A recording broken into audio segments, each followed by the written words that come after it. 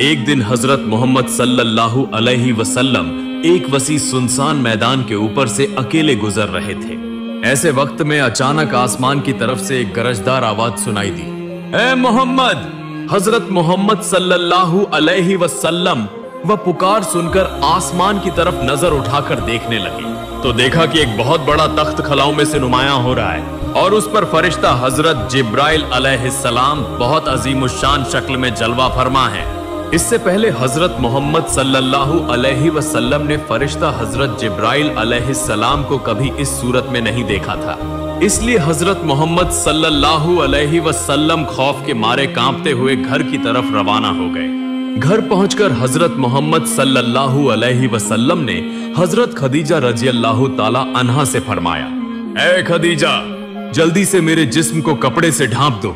हजरत मोहम्मद सल्लल्लाहु अलैहि वसल्लम की यह बात सुनकर हजरत खदीजा रज़ियल्लाहु ताला अन्हा चादर लेने के लिए घर के अंदर चली गई।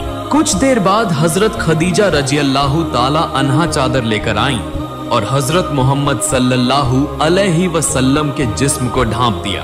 ठीक उसी वक्त हजरत मोहम्मद सल्लल्लाहु अलैहि वसल्लम पर पहली वही नाजिल हुई। गैब से एक आवाज आई, गोया कोई हजरत मोहम्मद सल्लल्लाहु अलैहि वसल्लम से कह रहा हो, ए चादर ओढ़ने वाले, उठो और लोगों को डराओ, अपने रब की बड़ाई बयान करो, अपने लिबास को पाकीज़ा रखो और शिर्क व कुफ्र से दूर रहो। इसके बाद से बाकायदा वक़्त पर हजरत मोहम्मद सल्लल्लाहु अलैहि वसल्लम पर वही नाजिल होने लगी। जब भी कुरान पाक की कोई आयत नाजिल होती, हजरत मोहम्मद सल्लल्लाहु अलैहि वसल्लम फौरन उसे याद कर लेते और हजरत खदीजा रज़ियल्लाहु ताला अन्हा को सुना देते और हजरत खदीजा रज़ियल्लाहु ताला अन्हा भी फौरन उसे याद कर लेती थी। हजरत मोहम्मद सल्लल्लाहु अलैहि वसल्लम पर इस्लाम की तबलीग का हुक्म और उसके इब्तिदाई अहकाम नाजिल होने के बाद एक दिन हजरत मोहम्मद सल्लल्लाहु अलैहि वसल्लम ने हजरत खदीजा रज़ियल्लाहु ताला अन्हा से पूछा, ए खदीजा, तुम मेरे बारे में क्या राय रखती हो? तब हजरत खदीजा रज़ियल्लाहु ताला अन्हा ने फरमाया, मैं आपको अल्लाह का नबी मानती हूँ। तब हजरत नबी करीम सल्लल्लाहु अलैहि वसल्लम ने हजरत खदीजा रज़ियल्लाहु ताला अन्हा से फरमाया, ए खदीजा, तू अभी इसी वक्त शिर्क व कुफ्र से तौबा करके इस बेशक्ल सबसे ताकतवर वाहिद अल्लाह पर ईमान ले आ और दिल से उसी की इबादत व बंदगी कर। तू पढ़, ला इलाहा इल्लल्लाह मुहम्मदुर रसूलुल्लाह। चुनांचे हजरत खदीजा रज़ियल्लाहु ताला अन्हा ने कलमा तय्यबा पढ़कर इस्लाम कबूल कर लिया और शिर्क व कुफ्र से तौबा की। सुभान अल्लाह। इस्लाम की तबलीग का हुक्म मिलने के बाद हजरत मोहम्मद सल्लल्लाहु अलैहि वसल्लम सफा पहाड़ी की चोटी पर चढ़कर कुरैश के लोगों को मुखातिब करके फरमाने लगे, ए कुरैश के लोगों, अगर मैं तुमसे कहूं कि तुम्हारे दुश्मनों का एक लश्कर तुम्हें हमला करने के लिए पहाड़ के पीछे छिपा हुआ है, तो क्या तुम मेरी बात का यकीन करोगे? तब कुरैश के सब लोग बेआवाज बोल उठे, यकीनन करेंगे, क्योंकि हम जानते हैं कि आपने कभी झूठ नहीं बोला, आप तो अल-अमीन, अमानतदार हैं। इस पर हजरत मोहम्मद सल्लल्लाहु अलैहि वसल्लम ने फरमाया, तो फिर मेरी बात सुनो, अगर तुम एक बेशक्ल वाहिद अल्लाह पर ईमान न लाए तो तुम सब अल्लाह के अजाब में गिरफ्तार हो जाओगे। हजरत मोहम्मद सल्लल्लाहु अलैहि वसल्लम की यह बात सुनते ही कुरैश के लोग गुस्से से भड़क उठे और सब के सब हजरत मोहम्मद सल्लल्लाहु अलैहि वसल्लम की मुखालिफत करने लगे। वहां मौजूद बदबख्त अबू झल ने कहा, ए मोहम्मद, क्या तुम हमें यह मामूली और फजूल बात सुनाने के लिए बुलाए थे? यह कहकर अबू झल हजरत मोहम्मद सल्लल्लाहु अलैहि वसल्लम को सख्त जबान में गालियां देता हुआ वहां से चला गया। एक दिन कुरैश की मजलिस में हजरत मोहम्मद सल्लल्लाहु अलैहि वसल्लम तशरीफ ले गए और उन्हें मुखातिब करके फरमाने लगे, ए कुरैश के लोगों, तुम अपने ही हाथों से बनाई हुई इन मूर्तियों, बुतों की पूजा कर रहे हो, हालांकि इनसे तुम्हें कोई फायदा हासिल नहीं होगा। इन मूर्तियों के पास न कोई भला करने की ताकत है और न कोई नुकसान पहुंचाने की कुदरत। जो अपने जिस्म से एक मक्खी या मच्छर भी हटा नहीं सकते, वह तुम्हें क्या फायदा दे सकते हैं? यह तो वह हैं जिन्हें तुमने खुद अपने हाथों से तराशा है और अगर चाहो तो आज ही इन्हें तोड़ सकते हो। तो फिर तुम क्यों नहीं सोचते कि जिन्हें तुमने खुद बनाया वह तुम्हारे रब कैसे हो सकते हैं? ऐ कुरैश के लोगों, मेरी बात गौर से सुनो। यह कायनात, आसमान, जमीन, पहाड़, चांद, सूरज, सितारे, सियारे, जिन्न, इंसान, फरिश्ते, जानवर, परिंदे, कीड़े मकोड़े, समंदर और उसमें मौजूद मखलूकात, यह सब कुछ जिसने पैदा फरमाया है वह हमारा सबसे ताकतवर, सबसे अजीम रब है, अल्लाह ताला। वही हमारा सच्चा माबूद और अकेला रब है। वही सबको पैदा करने वाला है और वही सबको मौत देने वाला है। कायनात की हर चीज का पालने वाला और हिफाजत करने वाला वही अल्लाह रब्बुल आलमीन है। और मैं उस अजीम खालिक की तरफ से भेजा गया एक नबी हूं। अल्लाह ताला ने मुझे तुम्हारे दरमियान अपना पैगाम पहुंचाने, उसके अहकाम व मना कर दी बातें बताने के लिए भेजा है। लिहाजा अगर तुम मेरी बात सुनोगे और उसी के मुताबिक अमल करोगे तो तुम्हारे लिए दुनिया व आखिरत दोनों में कामयाबी होगी। ऐ कुरैश के लोगों, तुम सब इस बेशक्ल सबसे ताकतवर अल्लाह पाक पर ईमान लाओ और मुझे उसका नबी मानकर मेरी मार्फत उसके अहकाम व फरमाइन को सुनो और अमल करो, ताकि आखिरत में तुम जहन्नम की आग से बच जाओ और जन्नत में दाखिल हो सको। तुम सब दिल व जान से यकीन के साथ जबान से कहो ला इलाहा इल्लल्लाह मुहम्मदुर रसूलुल्लाह। लेकिन हजरत मोहम्मद सल्लल्लाहु अलैहि वसल्लम की जबान मुबारक से यह बातें सुनने के बाद मानना तो दूर की बात, उनमें से कोई हंसकर कहने लगा, मोहम्मद तो पागल हो गया है। और कोई गुस्से से आग बबूला होकर कहने लगा, कितनी बड़ी जुर्रत है तुम्हारी, तुम हमारे और हमारे आबा व अजदाद के देवी देवताओं की तौहीन करते हो। इतनी बड़ी हिम्मत तुम्हें कहां से मिली? इन फजूल बातों को छोड़ दो वरना बाज आ जाओ, वरना हमारे माबूद तुम्हें जरूर तबाह कर देंगे। मजलिस में अबू लहब और अबू झल नामी दो कुरैशी सरदार भी मौजूद थे। यह दोनों ही हजरत मोहम्मद सल्लल्लाहु अलैहि वसल्लम के चचा थे। दोनों शख्स निहायत ही संगदिल काफिर थे। वह गुस्से से भड़क उठे और फौरन दूसरे कुरैशी लोगों को हुक्म देने लगे, ऐ कुरैश के लोगों, मोहम्मद को अभी सजा दो ताकि वह आइंदा कभी ऐसी बातें करने की जुर्रत न करे। इन दो कुरैशी सरदारों के हुक्म पर बदबख्त कुरैशियों का एक गिरोह हजरत मोहम्मद सल्लल्लाहु अलैहि वसल्लम पर झपट पड़ा और उन पर शदीद जुल्म व सितम ढाने लगा। उनके इस वहशियाना जुल्म से हुजूर अकरम सल्लल्लाहु अलैहि वसल्लम के जिस्म ए मुबारक के मुख्तलिफ हिस्से जख्मी हो गए और खून बहने लगा। फिर उन्होंने हजरत मोहम्मद सल्लल्लाहु अलैहि वसल्लम से कहा, अगर अब भी बाज न आए तो इससे भी ज्यादा सख्त सजा दी जाएगी। यह कहकर वह वहां से चले गए। इस वाकये के बाद मक्का की हालत यह हो गई कि जब भी हजरत मोहम्मद सल्लल्लाहु अलैहि वसल्लम रास्ते पर निकलते, लोग शोर शराबा करते हुए उनके पीछे भागते और उन पर कंकरियां फेंकने लगते। कुछ लोग उन्हें पागल समझकर जोर जोर से हंसने लगते।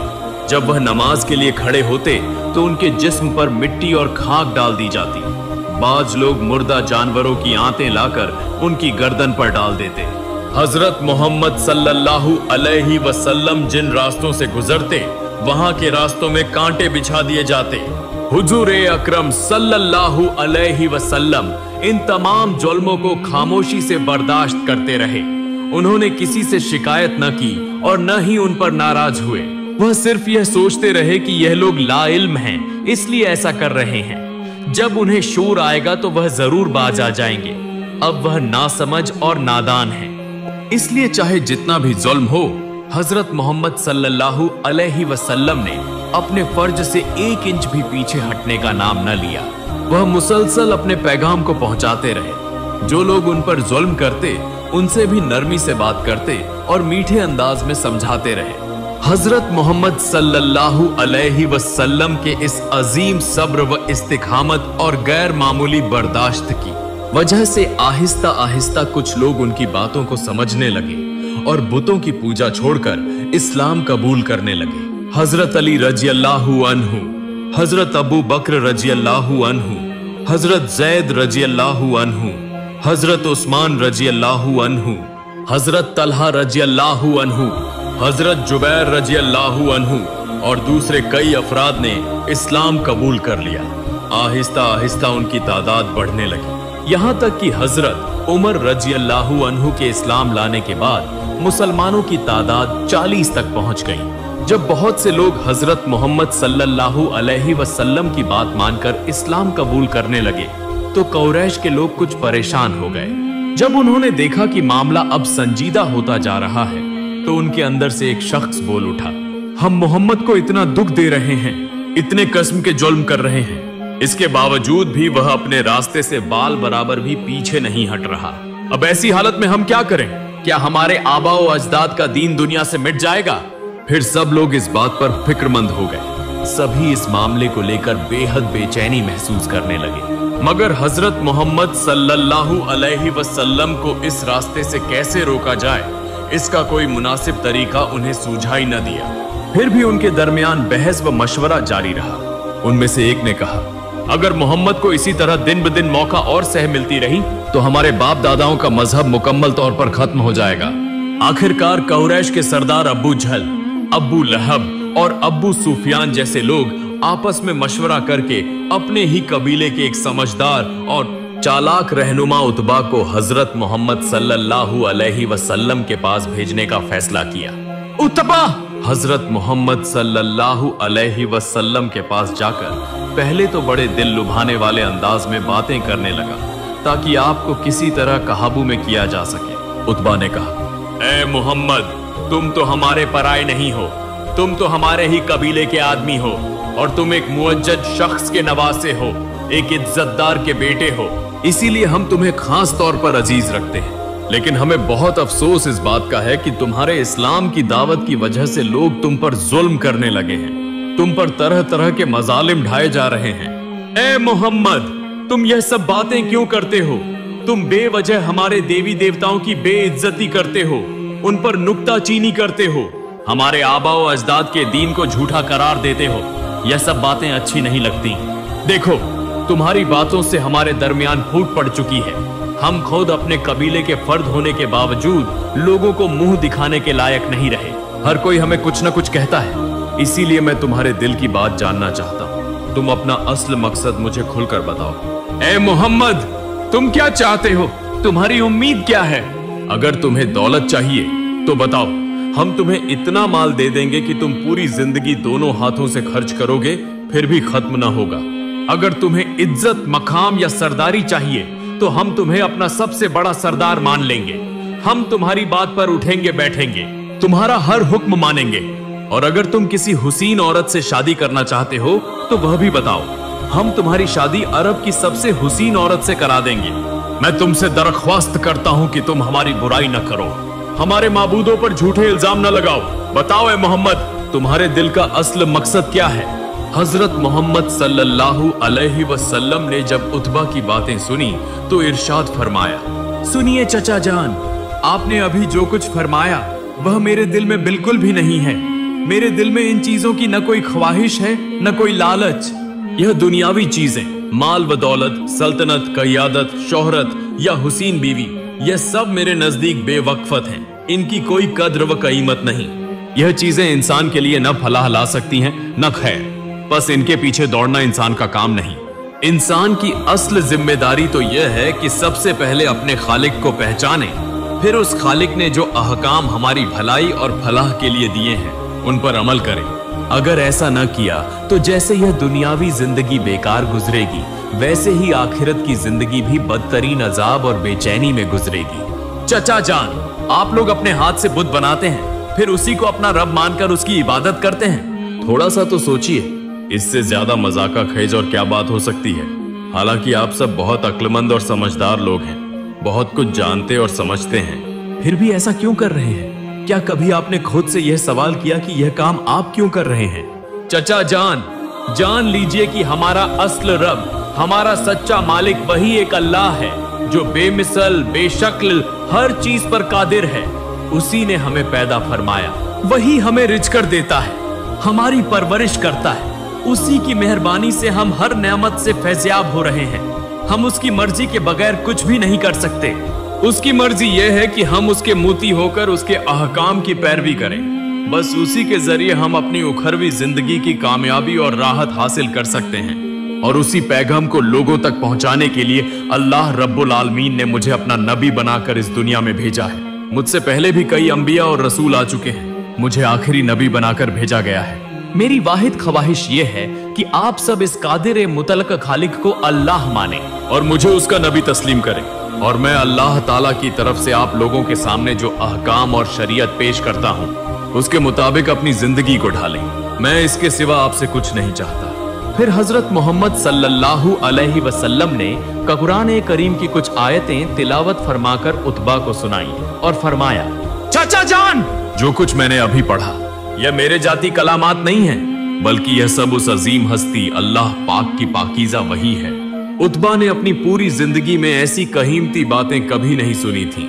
हजरत मोहम्मद सल्लल्लाहु अलैहि वसल्लम के मुंह से ऐसे अनमोल कलामात और कुरान मजीद की अजीम आयात सुनकर उतबा के दिल में गहरे ख्यालात ने जन्म लिया। उसका दिल चाहा कि वह उसी वक्त हजरत मोहम्मद सल्लल्लाहु अलैहि वसल्लम के हाथ पर इस्लाम कबूल कर ले, लेकिन उसे याद आया कि अबू जहल और अबू लहब ने उसे यहाँ भेजा है। जब उसकी याद आई तो उसके दिल में हिचकिचाहट पैदा हो गई। तब उतबा ने रसूल अकरम सल्लल्लाहु अलैहि वसल्लम से कहा, जो कुछ तुमने फरमाया वह बेशक हक है और निहायत आला व अरफ कलामात है। तुम्हारी हर बात मेरे दिल को लगी है, लेकिन तुम जरा इंतजार करो, मैं गौर करता हूं कि इस बारे में क्या करना मुनासिब होगा। फिर उतबा अब्बू जहल और अब्बू लहब जैसे कुरैश के सरदारों के पास एक अजीब व गरीब कैफियत में हाजिर हुआ और उनसे मुखातिब होकर कहने लगा, आज मैं हजरत मोहम्मद सल्लल्लाहु अलैहि वसल्लम के मुंह से जो बेशकीमत बातें सुनकर आया हूं, ऐसी बातें मैंने अपनी पूरी जिंदगी में कभी नहीं सुनी। तुम लोग उसे कुछ भी समझो, लेकिन सच यह है कि वह बहुत ही नेक इंसान है। तुम लोग उस पर जुल्म न करो। उतबा की यह बातें सुनकर वहां मौजूद सब लोग जोर जोर से हंसने लगे। अबू जहल बोल उठा, मोहम्मद सल्लल्लाहु अलैहि वसल्लम ने उतबा को जादू कर दिया है। वह तो बहुत खतरनाक जादूगर है। अगर किसी और ने उसके पास जाने की गलती की तो मोहम्मद सल्लल्लाहु अलैहि वसल्लम उसे भी उतबा की तरह कर देगा। हजरत मोहम्मद सल्लल्लाहु अलैहि वसल्लम दीन की दावत इसी तरह जारी रखे हुए थे। जहां एलानिया मुमकिन था वहां एलानिया, और जहां छिपकर करना जरूरी था वहां छिपकर इस्लाम की तबलीग हो रही थी। इधर कुरैश ने देखा कि हजरत मोहम्मद सल्लल्लाहु अलैहि वसल्लम को न जुल्म, न ज्यादती, न खौफ व धमकी और न ही किसी किस्म के लालच से रोका जा सकता है। वह अपने मिशन में वैसे ही लगे हुए हैं। यह सब देखकर वह बहुत परेशान हो गए कि अब क्या किया जाए, कौन सा ऐसा तरीका अपनाया जाए जिससे यह मुसीबत हमेशा के लिए खत्म हो जाए। बिल आखिर वह सब मिलकर एक तरकीब पर मुत्तफिक हो गए और हजरत मोहम्मद सल्लल्लाहु अलैहि वसल्लम के चचा अब्बू तालिब के पास जा पहुंचे और आप सल्लल्लाहु अलैहि वसल्लम के खिलाफ शिकायतें लेकर कहने लगे, ऐ सरदार, आपके भतीजे मोहम्मद सल्लल्लाहु अलैहि वसल्लम ने हमारी जमात में जो फसाद और बेचैनी फैलाई है उससे हम बहुत दुखी हैं। हम तो सिर्फ आपकी इज्जत और मकाम की वजह से खामोश हैं, वरना अब हमारा चुप रहना मुश्किल हो गया है। मोहम्मद सल्लल्लाहु अलैहि वसल्लम हमारे माबूदों की तौहीन करता है, हमारे बाप दादा के दीन को झूठा कहता है, हमें और हमारे आबाओ अजदाद को दोजखी करार देता है। यह सब खामोशी से बर्दाश्त करना मुमकिन नहीं है। आप खुद भी यह बात बखूबी समझते हैं। हम आपके पास इसलिए आए हैं कि आप उसके सरपरस्त हैं। आप मोहम्मद सल्लल्लाहु अलैहि वसल्लम के चचा और करीबी हैं, लिहाजा आप उसको नसीहत करें, समझाएं कि वह इन बातों से बाज आ जाए और दोबारा कभी ऐसे कलामात न कहे। अगर वह आपकी बात न माने तो फिर आप उसको अपने घर से निकाल दें। अबू तालिब ने उनकी बातें सुनकर उन्हें कुछ ऐसा इत्मीनान दिलाया कि ठीक है, मैं मोहम्मद सल्लल्लाहु अलैहि वसल्लम को समझाऊंगा कि वह इस मामले में एहतियात बरते। कुरैश अबू तालिब की बात सुनकर किसी कदर मुतमिन होकर वहां से चले गए। फिर चचा अबू तालिब हजरत मोहम्मद सल्लल्लाहु अलैहि वसल्लम के पास गए और उसे तन्हाई में बुलाकर निहायत नर्म लहजे में फरमाया, बेटा मोहम्मद, तुम कुरैश के देवी देवताओं को बुरा कहते हो, उनकी बुराई करते हो, कुरैश के मजहब को गलत कहते हो। इसी वजह से वह तुम पर शदीद नाराज है। मुमकिन है कि वह गुस्से में आकर तुम्हारी जान को नुकसान पहुंचा दे। इसलिए मैं तुमसे कहता हूं, बेटा, यह बातें छोड़ दो। बिला वजह अपनी जान को खतरे में डालने का कोई फायदा नहीं। जब वह तुम्हारी बातों को अहमियत ही नहीं दे रहे तो तुम्हें क्या जरूरत है कि खुद को मुसीबत में डालकर उनका भला करो। मेरी बात यह है कि बेटा, अगर तुम्हारा दिल उनके देवी देवताओं की पूजा करने को नहीं चाहता तो मत करो, लेकिन जो लोग उनकी इबादत करते हैं या उसे अच्छा समझते हैं उनके खिलाफ बात करके हंगामा बर्पा करने की जरूरत नहीं। तुम जरा सब्र व तहमुल से काम लो। रसूल अकरम हजरत मोहम्मद सल्लल्लाहु अलैहि वसल्लम अपने मेहरबान सरपरस्त चचा अब्बू तालिब के मुंह से यह बातें सुनकर जरूर दिल गिरफ्ता हुए, लेकिन उनके हौसले और अज़्म में कोई कमी ना आई। हजरत मोहम्मद सल्लल्लाहु अलैहि वसल्लम ने चचा अब्बू तालिब से फरमाया, अल्लाह रब्बुल इज्जत ने मुझे इंसानों के दरमियान सच्चाई पेश करने के लिए दुनिया में भेजा है। जब तक मेरे जिस्म में जान है मुझे अपना यह फरीजा निभाना होगा। किसी के लालच या किसी के खौफ से मैं अपने फरीजे से गाफिल नहीं हो सकता। या तो मैं सच्चाई को लोगों में फैलाकर कामयाब हो जाऊंगा, या अगर इस राह में मुझे अपनी जान भी कुर्बान करनी पड़ी तो मैं वह भी कर दूंगा। और चचा जान, आपने मेरे लिए बहुत तकलीफें बर्दाश्त की हैं, बहुत कुर्बानियां दी हैं। आप ही मेरे सबसे बड़े खैर ख्वाह और असल सरपरस्त हैं। आपका यह एहसान मेरे दिल में हमेशा याद रहेगा। लेकिन चचा जान, अगर आप चाहते हैं कि मैं हक को बातिल के दबाव में छिपा दूं, तो मैं इस पर हरगिज राजी नहीं हूं। अगर इस सूरत हाल में आप मेरे साथ खुद को परेशान महसूस करते हैं तो मेरे पास इसका कोई हल नहीं, लेकिन हर हालत में मुझे सच बोलने वाला ही रहना है। हजरत मोहम्मद सल्लल्लाहु अलैहि वसल्लम की जबान से इस पुख्ता अज़्म व इस्तिक़लाल का बयान सुनकर अब्बू तालिब न सिर्फ जरा भी नाराज या नाखुश नहीं हुए, बल्कि वह बेहद खुश हुए, क्योंकि वह पहले ही जानते थे कि उनके भतीजे मोहम्मद सल्लल्लाहु अलैहि वसल्लम वाकई अल्लाह ताला के आखिरी नबी हैं। अबू तालिब ने अपने भतीजे हजरत मोहम्मद सल्लल्लाहु अलैहि वसल्लम से मुखातिब होकर फरमाया, ठीक है बेटा मोहम्मद, तुम अपनी बात पर कायम रहो और अपना फरीजा अदा करते रहो। बेशक अल्लाह ताला तुम्हारी मदद करेगा, और मैं तुमसे वादा करता हूं कि जब तक अबू तालिब जिंदा है कोई भी शख्स मेरे भतीजे हजरत मोहम्मद सल्लल्लाहु अलैहि वसल्लम को नुकसान नहीं पहुंचा सकता।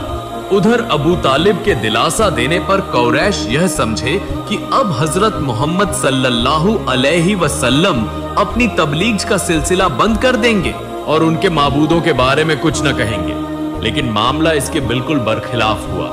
हजरत मोहम्मद सल्लल्लाहु अलैहि वसल्लम इसी तरह दीन इस्लाम की तबलीग करते रहे और बुतों के बारे में भी वाज़ेह अल्फाज में फरमाते रहे, जिस पर कुरैश एक बार फिर आप सल्लल्लाहु अलैहि वसल्लम पर सख्त नाराज हो गए। अब की बार उनका गुस्सा सिर्फ आप सल्लल्लाहु अलैहि वसल्लम तक महदूद न रहा, बल्कि वह आप सल्लल्लाहु अलैहि वसल्लम के परोकारों और नए मुसलमान होने वालों पर भी सख्त जारहाना हो गए।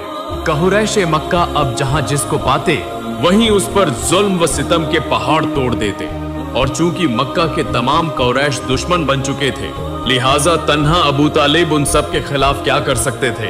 अगर हजरत मोहम्मद सल्लल्लाहु अलैहि वसल्लम कुरैश के सरदारों की पेशकश कबूल कर लेते तो आप सल्लल्लाहु अलैहि वसल्लम शाहाना जिंदगी गुजार सकते थे। लोग आप सल्लल्लाहु अलैहि वसल्लम के ताबेदार बन जाते। आप सल्लल्लाहु अलैहि वसल्लम के आराम व सुकून में कोई कमी न रहती। लेकिन आप सल्लल्लाहु अलैहि वसल्लम ने ऐसा न किया। आप सल्लल्लाहु अलैहि वसल्लम ने मुसीबतों से भरा हुआ, तकलीफों और इम्तिहानों वाला रास्ता चुना, क्योंकि आप सल्लल्लाहु अलैहि वसल्लम उसी मिशन के लिए दुनिया में तशरीफ लाए थे कि लोगों को दीन का नूर दिखाएं, चाहे इसके लिए आप सल्लल्लाहु अलैहि वसल्लम को कितनी ही आजमाइशों का सामना क्यों न करना पड़े। दूसरी तरफ काफिर कुरैश दरिंदों की तरह इस्लाम कबूल करने वालों पर टूट पड़े और उन पर मजालिम की इंतहा कर दी। कुरैश ने रसूलुल्लाह सल्लल्लाहु अलैहि वसल्लम की दावत को रोकने के लिए किसी को कोड़े मार मार कर जिस्म जख्मी कर दिया, किसी को दोपहर के तेज धूप में तपते हुए रेगिस्तान पर लिटाकर उसके सीने पर भारी पत्थर रख दिए, किसी की खाल चाकू से चीरकर उस पर नमक छिड़क दिया, किसी को कैद करके 5-7 दिन तक खाने पीने से महरूम रखा और इस्लाम छोड़ने पर मजबूर किया। लेकिन सुभान अल्लाह, अल्लाह ताला की कुदरत देखें कि इन मजलूमों का हौसला और ईमान इस कदर मजबूत था कि वह हर जुल्म सहने को तैयार थे, लेकिन दीन इस्लाम छोड़ने पर कभी राजी न हुए। एक दिन रसूल अकरम हजरत मोहम्मद सल्लल्लाहु अलैहि वसल्लम खाना काबा के सहन में बैठे लोगों को नसीहत फरमा रहे थे। आप सल्लल्लाहु अलैहि वसल्लम फरमा रहे थे कि आसमान, जमीन, सूरज, चांद, दरख्त, पहाड़, जिन्न व इंसान सबका खालिक अल्लाह ताला है। वह बेमिसाल, बेशक्ल और हर चीज पर कादिर है। सिर्फ वही इबादत के लायक है। बुतों की पूजा सरासर बेमानी है। बुत न किसी का भला कर सकते हैं न बुरा।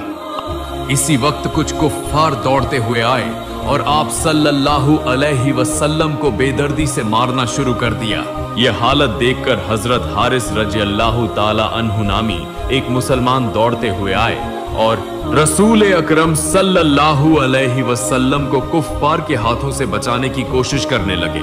हालांकि कुफ्फार की तादाद बहुत ज्यादा थी और वह सब के सब मुसल्लह थे, फिर भी हजरत हारिस रजी अल्लाह ताला अन्हु ने जान पर खेलकर रसूल अकरम सल्लल्लाहु अलैहि वसल्लम को बचा लिया, लेकिन खुद को न बचा सके और कुफ्फार के हाथों शहीद हो गए। यही हजरत हारिस रजी अल्लाह ताला अन्हु इस्लाम के पहले शहीद थे।